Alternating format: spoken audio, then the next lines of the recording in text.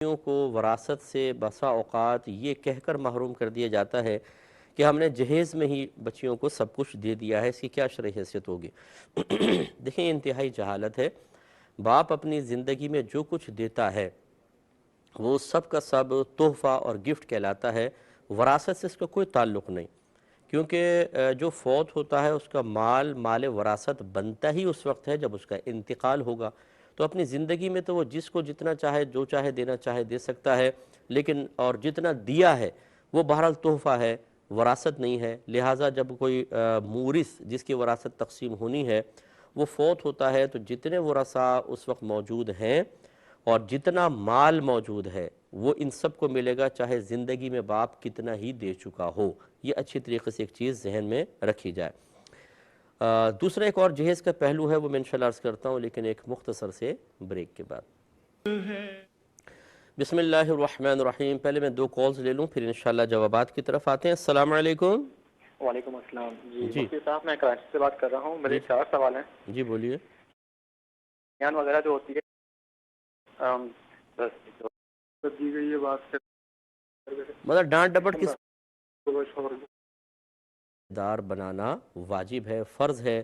اگر بھائی کا انتقال ہوگا، جتنی بیٹیاں چاہے تو میں نے آپ کو بتایا کہ باپ اپنی زندگی میں بیٹی کو جتنا بھی جہیز دے دے یہ وراثت نہیں ہے۔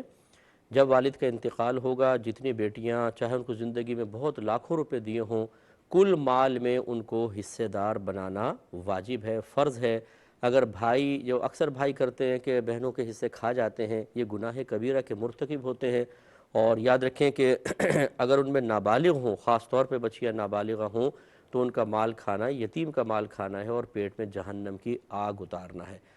یہ نہیں ہو سکتا تو چنانچہ تقسیم کرنا ہی ہوگا۔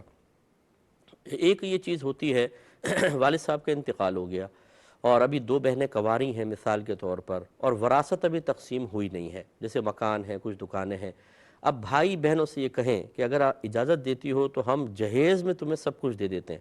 یہ دیکھیں کب ہے، جب والد صاحب فوت ہو گئے۔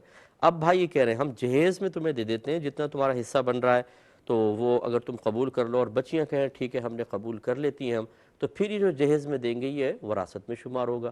اس میں طریقہ کار یہ ہوتا ہے کہ جتنے بھی پراپرٹی وغیرہ ہے اس کی موجودہ قیمت لگوائی جائے، پھر شرعی لحاظ سے تمام ورثاء کے حصے بنا لیے جائیں، پھر دیکھیں کہ بہنوں کے پاس کتنا حصہ آیا۔ مثال کے طور پہ ایک بہن کا پورا اپنے کیلکولیشن کی تو ایک بہن کے حصہ 10 لاکھ، دوسری کا 10 لاکھ ہے، تو اگر آپ 10 لاکھ کا جہیز دے دیتے ہیں بچی کو، کیونکہ جہیز ہمیشہ یاد رکھیں لڑکی کی ملکیت میں رہتا ہے، وہ مطلب سسرال چلی بھی جائے اس کی ملکیت میں رہتا ہے، اور وہ اگر فوت ہو جاتی ہے تو یہ جہیز لڑکی کی وراثت بنتا ہے۔ اب جو اس کے ورثاء ہیں ان میں تقسیم ہوگا، یہ اچھی طرح یاد رکھیں۔